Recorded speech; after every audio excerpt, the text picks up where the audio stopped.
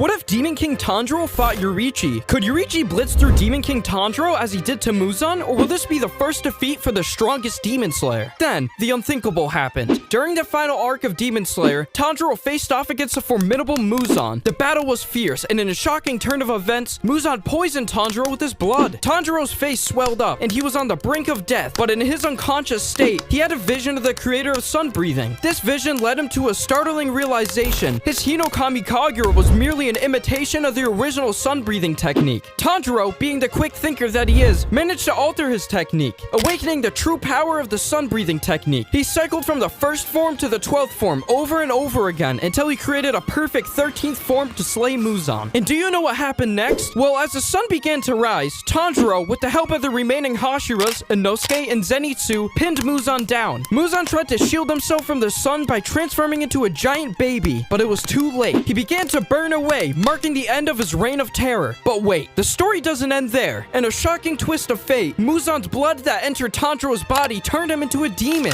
The Demon Slayers discovered something truly mind-blowing. Tanjiro was immune to the sun. With his newfound immunity, Tanjiro gained all of the abilities of Muzan: shape-shifting, regenerations. But do you know what the scariest part is? Well, Demon King Tanjiro doesn't have an actual weakness. With his immunity to the sun, he has become a perfect being, no longer vulnerable to the rays of sunlight along with Nichiren blades. Even the mighty Crimson Nichiren sword would be rendered useless against him. I guess you could say that Tanjiro really took the phrase, "if you can't beat them, join them," to a whole new level. But things get even crazier, so stay tuned until the end. Have you ever wondered what it takes to become a legendary figure in the world of demon slaying? Well, let's delve into the captivating history and the awe-inspiring abilities of Yoriichi Sugikuni, the strongest demon slayer in the Demon Slayer universe. Yoriichi lived nearly 500 years ago during the Sengoku era, a time known as the golden age of demon slayers. He was not only a formidable warrior, but also the inventor of breathing styles, creating the very first breathing style that would later evolve into the powerful 𝐻𝐻𝐾𝐫 𝐇𝐨 used by Tanjiro Kamado in the Kamado family. At the tender age of just 7 years old, Yoriichi displayed his incredible prowess by effortlessly defeating a trained sword instructor. And get this, it was his very first time picking up a sword. Yoriichi was known for his calmness and for rarely showing outbreaks of emotion. This demeanor was evident in his ability to kill demons without changing his expression, leaving his opponents caught off guard by his immense skill. But did you know that Yoriichi's journey as a demon slayer began with a tragedy? Well, his wife and unborn child were devoured by demons, but did it break him? Well, it merely fueled him with determination to eradicate these vile creatures. But little did he know that this tragedy would shape him into an unstoppable force he would become. As an official demon slayer, Yoriichi possessed abilities that were beyond his imagination. Speed, strength, and mastery of demon slayer techniques left every demon he encounters trembling in fear. But on one fateful day, Yoriichi crossed paths with the Demon King himself, Muzan, accompanied by Lady Tamayo. In their battle, Yoriichi effortlessly overpowered Muzan, coming dangerously close to ending his reign of terror. But Muzan managed to escape, leaving behind deep wounds in his traumatized soul. Here's another interesting thing about Yoriichi. He was not only a force to be reckoned with, but he was also the first to process the coveted Demon Slayer mark. How did you think Yoriichi acquired it? Through rigorous training or through a life-or-death battle? Well, he already had it since birth. The mark amplified his already formidable abilities, making him an even greater threat to the demons that plague the world. Fast forward to Yoriichi's old age. As a fitting end for the strongest demon slayer, Yoriichi met his demise while standing tall, undefeated. With Yoriichi's status as the strongest demon slayer and the inventor of breathing styles, his battle against Demon King Tanjiro is bound to be one of the best battles yet in any manga. The knowledge and mastery of techniques that Yoriichi possesses will undoubtedly play a crucial role in this epic confrontation. Will Yoriichi's unparalleled skills be enough to kill the formidable Demon King Tanjiro, or will Tanjiro prove to be an insurmountable challenge? Who will emerge victorious? Well, this will be a battle between the strongest demon slayer to ever exist and the strongest demon to ever set his eyes on the world. The knowledge and mastery of techniques that Yoriichi possesses will undoubtedly play a crucial role in this epic confrontation. Now, let's dive into the intense fight between Yoriichi and Demon King Tanjiro. While Yoriichi may possess greater attack power and superior techniques, the outcome of this battle is far from certain. But why is that? Well, Yoriichi is undeniably a formidable opponent. With his incredible speed, vast experience, and mastery of sun breathing, his skills as a fighter surpasses those of Demon King Tanjiro. However, in a fight to the death, Yoriichi's human limitations come into play. Yoriichi, being human, will eventually succumb to fatigue and exhaustion, leading to his eventual demise. On the other hand, Demon King Tanjiro is essentially immortal. He does not age, possesses no known weaknesses, and the only way to truly defeat him is to find a way to cure him or eradicate every single demon cell within him. Let's consider another way to defeat the unstoppable Demon King Tanjiro. One possibility that comes to mind is the use of the Wisteria tree. We know that the poison from the Wisteria can greatly damage demons and even kill them. So what if he had a sword embedded or made out of Wisteria? Could that potentially defeat Demon King Tanjiro, even in the hands of the legendary demon slayer Yoriichi? Well, the only issue is that the Wisteria poison seems to have a limited effect on the upper moon demons, such as Doma. Even with the high dose of Wisteria poison, it only weakens them, and it's not a direct cause of their death. Upper moon demons possess unimaginable regeneration power that essentially nullifies the damage from the Wisteria poison. So even if Yoriichi were to wield a sword embedded or made out of Wisteria, it may not make a significant difference against Demon King Tanjiro. While it could potentially cause him pain, Tanjiro's incredible regeneration abilities would likely allow him to heal from the damage inflicted by the Wisteria poison. So his only option is to destroy every single cell of Muzan's blood within him. But have you ever wondered how Yoriichi's attacks could fare against Tanjiro's immortality? Demon King Tanjiro's immortality extends even to sunlight, making it challenging for Yoriichi to deal fatal damage to this unstoppable immortal demon. Demons like Tanjiro have the ability to heal instantly, as seen when Akaza destroyed Doma's jaw, only for it to regenerate in the blink of an eye. Yoriichi's attacks may face a similar fate against Demon King Tanjiro. It is only worth noting that Yoriichi's attacks were effective against Muzan due to the bright red Nichiren sword. However, even then, Yoriichi was unable to kill Muzan. Now with Demon King Tanjiro lacking that weakness, it becomes even more challenging for Yoriichi to land a fatal blow. While the battle may not be easy for Tanjiro, he possesses the advantage of immortality and the ability to continuously damage Yoriichi over time. A battle of endurance could be the path to victory. So how would the fight go down? Well, to summarize their fight, Yoriichi and Demon King Tanjiro clash with an intensity that shakes the very foundation of their surroundings. Yoriichi, the creator of sun breathing, unleashes the full power of his technique, utilizing the 13th forms with unparalleled skill and precision. Each strike slices through the air with blinding speed, aiming to dismantle Tanjiro's defenses. Will Yoriichi's unmatched skill and precision be enough to eradicate every cell of Demon King Tanjiro? Well, in the midst of their battle, Yoriichi's mastery of sun breathing becomes more evident. He effortlessly transitions from one attack to another, showcasing the forms of sun breathing. We've got the clear blue sky, the raging sun, and the fake rainbow. Each form carries its own unique strength and purpose, delivering devastating blows to Demon King Tanjiro. But in his crazed state, Tanjiro fights back with the ferocity fueled by his demonic powers. His bone blade whip and sharp nails become deadlier weapons, aiming to pierce through Yoriichi's defenses. Despite Yoriichi's superior technique, Tanjiro's relentless attacks manage to land a few hits, leaving Yoriichi with wounds that slowly accumulate over time. The battle intensifies as Yoriichi encounters Tanjiro's onslaught with the flame dance form of sun breathing, engulfing the battlefield in a blaze of fiery power. But even as Yoriichi's strikes slice up Tanjiro, there's no real damage. Why? Well, as I said before, this is because of the immunity to the sun, therefore making him immune to Nichiren swords. This is also because of his unmatched regeneration, shrugging off damage inflicted upon him. The clash between Yoriichi and Demon King Tanjiro reaches its climax, both pushing themselves to their limits, their determination unwavering. But the toll starts to show on Yoriichi. Exhaustion sets in, and his movements begin to slow down ever so slightly. This is because he has also been using the transparent world along with his other abilities, which take quite a toll on the user, especially in a drawn-out fight. Sensing an opportunity, Tanjiro seizes a moment and strikes with all of his might, delivering a fatal blow to Yoriichi. So is this the end for Yoriichi? Well, with an unexpected turn of events, Yoriichi manages to counter it using the same technique he did on Muzan, whereby combining all forms of sun breathing, he could slice Tanjiro into the molecular level, disintegrating every demon cell within his body and cutting up his brain and heart. The accumulated hits from his bone blade whip and sharp nails, combined with his immortality, may have proven to give Yoriichi a lot of trouble, but the strongest demon slayer is still the victor. The battle between these two extraordinary beings showcase their immense power and resilience they possess. Comment down below what your thoughts are about this fight, and let us know if you have some interesting ideas on how to kill Demon King Tanjiro. But have you ever wondered what would happen if instead of Yoriichi, Demon King Tanjiro fought all of the upper moons? Check out our next video.